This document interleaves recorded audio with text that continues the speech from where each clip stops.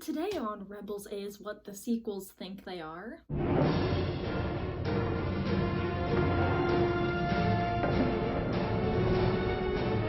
We saw it here first.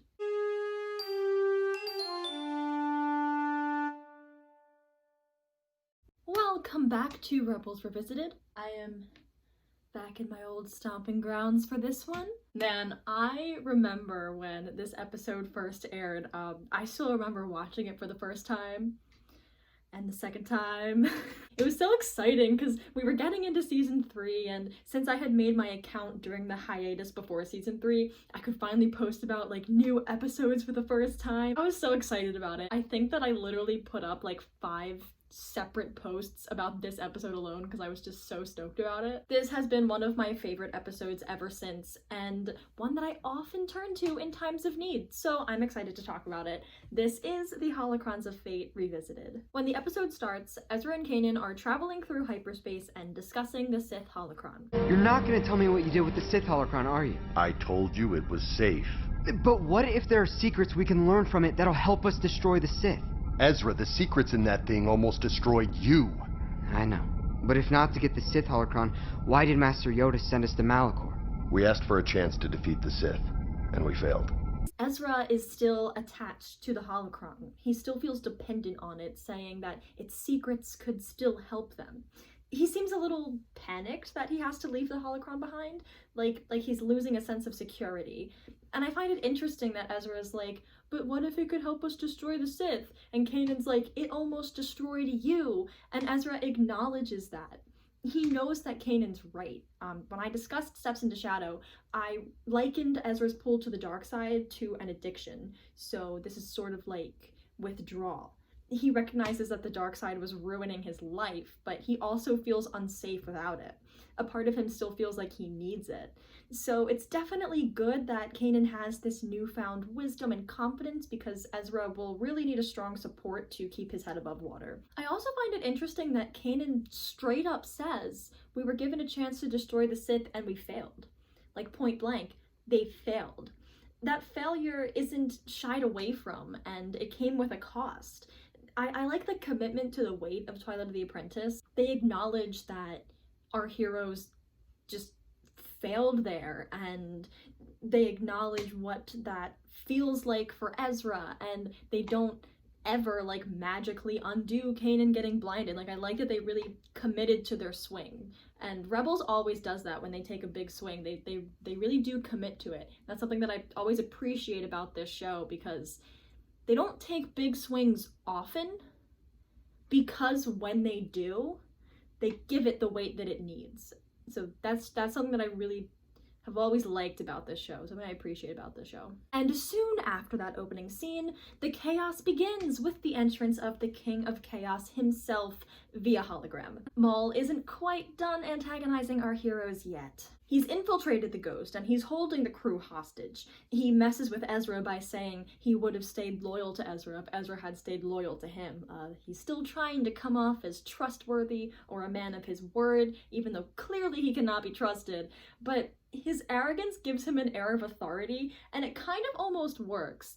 And I think one important thing to remember about Maul is that he is the hero of his own story, so he will do that. Even though he has broken this trust with Ezra, he will still say, like, I'm a man of my word, I'm a trustworthy person, and he's not.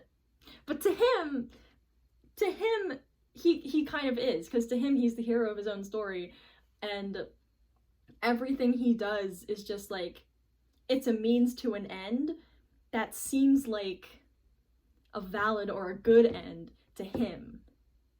And he's interesting like that.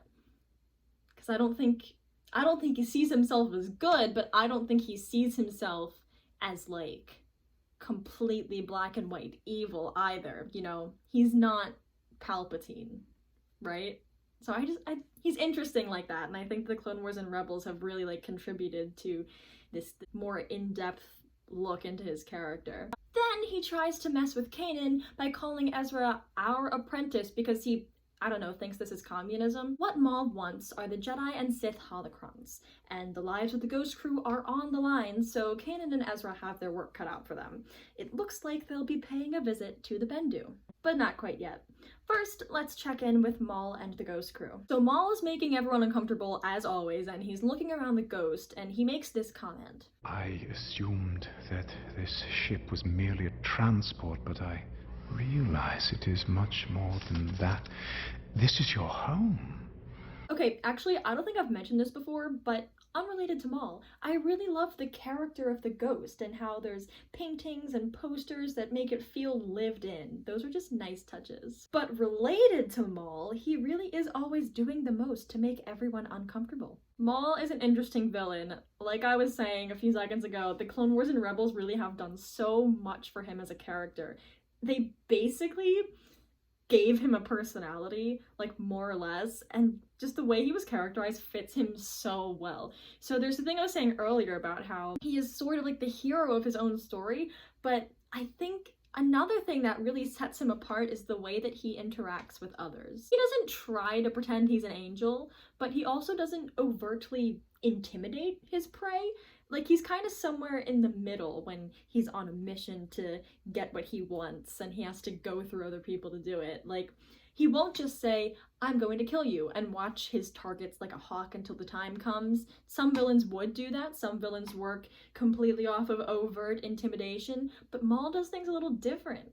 He makes it a point to be falsely not intimidating, but him and everyone else knows that it's false, and it's supposed to be that way. He's not pacing back and forth saying, I'm going to kill you. He's commenting on their home. So it's not just intimidation, it's an invasion. It's an invasion of their privacy and of their safe haven, and it's just so uncomfortable. He definitely takes like a psychological approach when he's trying to mess with people. He definitely tries to get into their head before he tries to strike them down, and I think that's something interesting about him. Honestly, Maul has some pretty cool dialogue in this episode. Where does one who hides his identity hide his legacy? Why are all of his lines so good? It's because of Sam Witwer. How colorful. You will remain alive only so long as you're of use to me. I see nothing, only oblivion. I must go deeper, go deeper. He lives. Yeah, it's because of Sam Witwer. This episode is honestly just the Sam Witwer show. It's Sam Witwer and friends. He kind of dominates. The scene where Maul mind reads Hera is just wild. It's not often that we don't see Hera in a position of power or dominance, and so this moment of forced submission is so uncomfortable and wrong. Also, Maul drops the name Caleb Doom, and I think that's the first time it's said in the series, right? They didn't say it in season 1, right? So that's such a moment. Now let's check in with Kanan and Ezra. They're going to visit the Bendu, but first they run into some spiders. You stay calm, they won't attack. Right! Stay behind me! Ezra, you're making it worse. It's possible to get along with them. I tried that, remember? They almost ripped my face off. This is when I think it becomes really clear that Kanan has changed on a deep level. He is noticeably wiser, calmer, and more trusting of the Force. Ezra is frantic and combative, and Kanan used to react the same way, but now he's calm. I find it really interesting that Ezra brings up how he initially tried to connect with the spiders back in season 2. I remember when I covered Mystery of Chopper Base, I actually talked about that, so now that the point is relevant again, it's clearer this time because we now have seen on screen at this point the way that the spiders work. So we know that they respond to how a person is feeling. So now we can guess that when Ezra initially tried to connect to the spiders, there was tension and fear within him that prevented him from connecting with them. And that tension and fear is still unresolved because he still can't connect with them. So then, as if the Bendu's very existence didn't expand Force lore enough already, we get some tidbits about the Holocrons. Oh, he would bring them together? Such a divergence carries grave danger. Why? I thought the holocrons were just libraries of information. They are that, and more. If two such powerful sources of knowledge are united, they will grant a clarity of vision beyond your kind. What does that mean? When joined, any secret, wisdom, or destiny can be seen through the Force. We're just learning about Force stuff all the time on Rebels. It's pretty cool. Like, what other piece of Star Wars has done like this much for expanding what we know about the Force and giving us insight on Force and Jedi stuff? Like, it's so cool. I haven't played Fallen Order, and I feel like that's a major contender, but I just don't know about it. Clone Wars gave us some really good stuff with like Mortis Guides and like the Yoda arc, but I don't know, Rebels just did it like really right as far as the Force was concerned. I don't know. So now Kanan and Ezra are getting down to business. They want to know where the Sith holocron is. The Bendu says that since the holocron is a source of imbalance between them, they have to work together to find it. I love how the holocron is like the physical manifestation of the divide between them. What drew them apart was anger and fear and grief, qualities of the dark side. I mean, really, the literal dark side is what got between them, and the holocron is a source of imbalance that just embodies everything that created tension between them. I like that we're taking this time in this episode to continue to explore what needs fixing between Kanan and Ezra. In the last episode, they got back on the right track and eased back into their relationship, but there are still things that need to be said. Important things were said in the last episode, but they weren't the specific things that really needed to be said, and that's where this plotline is going to take us. There are still some major things that have to be resolved. So the Bendu says that the cave runs deep with many twists and turns, and Tom Baker is great in this role because he delivers just about every line in a way that makes it cryptically obvious that the words mean more than what they're saying on the surface. So when he says that the cave runs deep with many twists and turns, you get the idea that this might also be about Kanan and Ezra's relationship. They could easily mess this up if the right words aren't said. Many twists and turns in this relationship. The decision is made for Ezra to go into the cave while Kanan uses his heightened senses to guide him to the holocron from the outside. Kanan wisely takes Ezra's lightsaber, saying that he needs to learn to solve problems without it. Now, that's the right track. The teaching is really kicking into gear now. This is a different sort of lesson than Ezra was learning in season 1, but Kanan is still applying what he knows about how Ezra learns best, which is hands-on.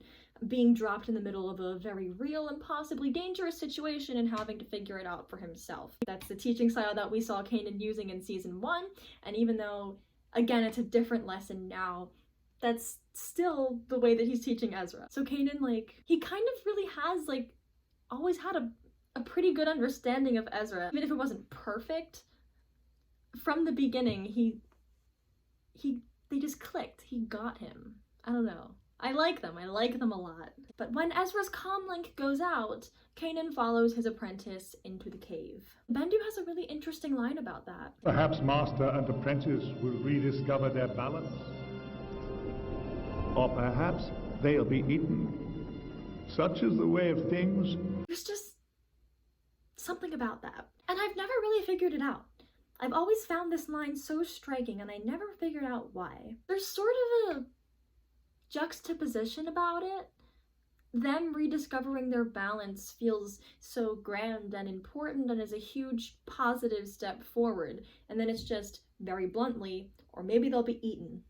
That's bleak and cruel and simple. I guess it speaks to the precariousness and unpredictability of the situation. It is well within Kanan and Ezra's grasp to rediscover their balance and exit the cave triumphantly together, but it is equally within their grasp to resolve nothing, and their tension will be absorbed by the spiders who will eat them. Sometimes you work things out, sometimes you just fail. Full stop. Such is the way of things. Let's follow Kanan and Ezra into the cave, shall we?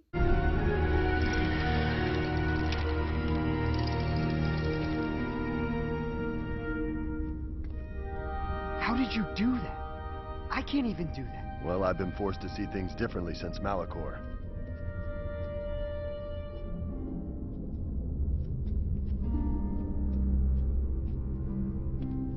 First off, I like seeing how Kanan is able to tame the spider, and I like that Ezra takes note of how Kanan is different now. His energy is different, his aura and the force is just completely different, and again, seeing that is one of my favorite things about this episode. We also see how much guilt Ezra feels. When Kanan says, "I've been forced to see things differently," Ezra takes it as, "You forced me to see things differently." And of course, that's not what Kanan meant, but Ezra clearly thinks of it that way. He just totally blames himself for what happened. That's something I can relate to, so I'm imagining how Ezra feels, because he feels responsible for both Kanan's blindness and the death of Ahsoka, and I know what it is to be weighed down by self-imposed guilt, and so I'm thinking about this, and like, God, it actually hits like really hard. Feels heavy. But it leads to an exchange that is one of the most important parts of literally the entire series to me personally. This part has gotten me through some stuff, you guys. This is top tier Rebels therapy. About what happened, I'm sorry for it. For everything, Kanan. It wasn't your fault. I never blamed you, Ezra. It's time for you to forgive yourself. Yes, Master.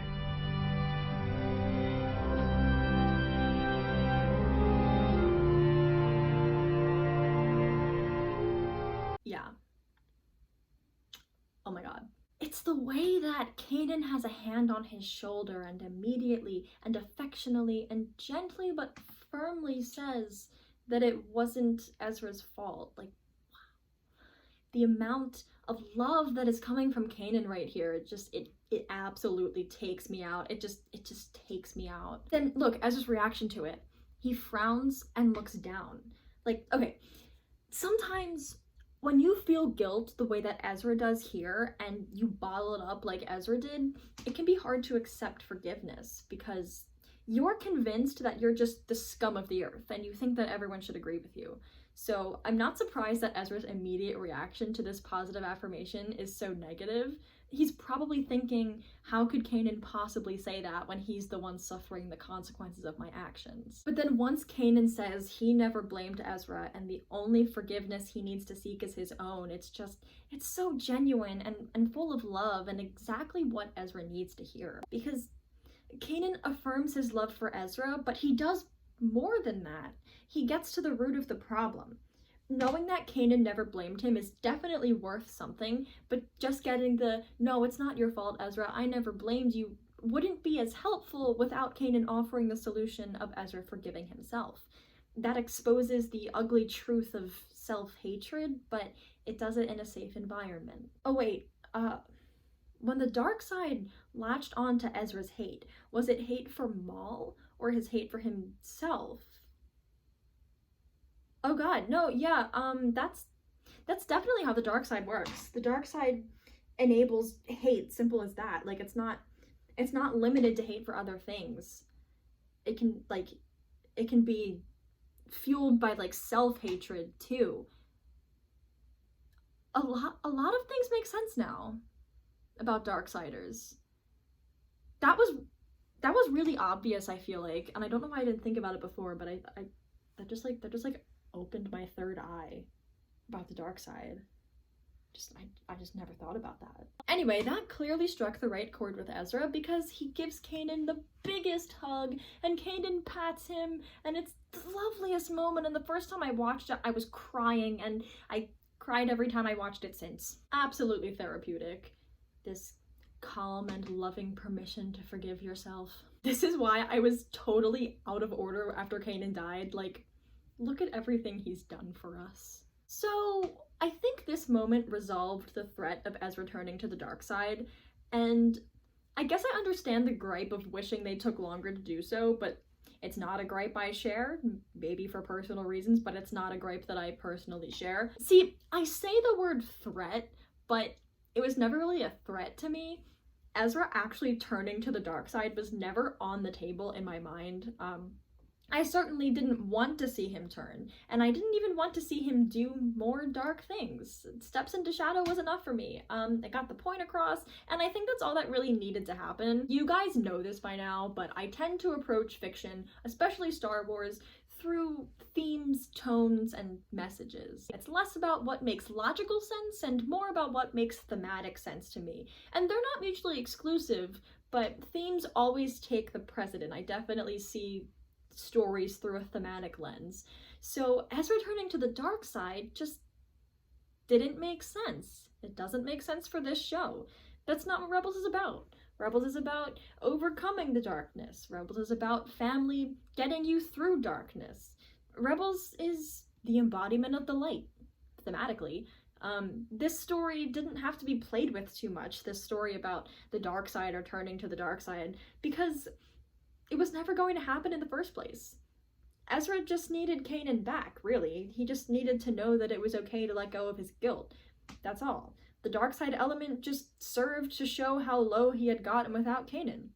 It reinforces the importance of family. When Kanan was distant, Ezra flirted with the dark side. When Kanan was back, Ezra found his footing again. That's all. I don't think it needs to be too much more than that. The dark side still comes up again. We still have visions and voices and all, but it's pretty much resolved here, and I am fine with that. It makes complete thematic sense to me, and I personally really don't need more than what we got. So I know that's a common criticism or a common gripe with Rebels, but that's my 2 cents on it. That's my 2 cents on the dark side storyline. I feel like I've been talking for a really long time. Let's get on with it. So Kanan and Ezra go to confront Maul and rescue their crew and do the holocron stuff and all that. Quick thing I found interesting. Maul calls Ezra my apprentice in front of Kanan. He's trying to shake him and get in his head, but frankly, Maul can't touch Kanan. Not psychologically anyway. And it's ironic because when Maul blinded Kanan, he probably thought he was making him weaker, right? That's what you would think, when in the long run, he actually made Kanan too strong to beat. Then Maul tries to kill Kanan again. Then Kanan saves the Ghost Crew. Ezra and Maul talk about what it is they're seeking from the Holocrons. Ezra is seeking a way to destroy the Sith, and Maul says he is simply seeking hope. That's always interesting to me, that Ezra is seeking destruction and Maul is seeking hope. You'd think that it should be the other way around, given who's on the light side and who's on the dark side, but in reality, hope for Maul is, not really a good thing. And I guess it goes to show what I was saying earlier about how Maul is the hero of his own story. Then, it's Holocron time. Maul and Ezra join the Holocrons. There are some really sick visuals.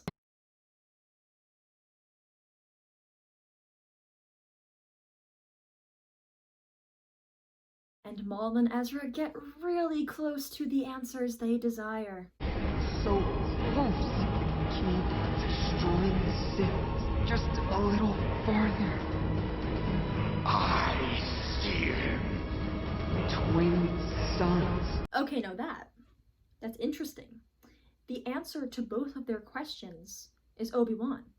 When Maul says he's seeking hope, for him, that just sort of means revenge. So the Holocrons point him to Obi-Wan because he wants a chance to settle things between them once and for all. Ezra wants to find the way to destroy the Sith, and Obi-Wan is key to that answer because he will train Luke, who will redeem Vader, and then Luke will train Rey, who will end the Sith once and for all, and who also uses the spirit of all the Jedi, including Anakin, to end the Sith once and for all. So Obi-Wan really sets off that chain reaction to destroying the Sith. Then Maul runs off to his ship, possibly going a little crazy as he gets drunk off this idea of revenge, and we don't see him again for a hot second. Until Visions and Voices, sir. And I think I've rattled on for long enough. I feel pretty good about that. Yeah, guys, this is just an incredible episode. Hope you enjoyed. Thanks for watching, and may the Force be with you always.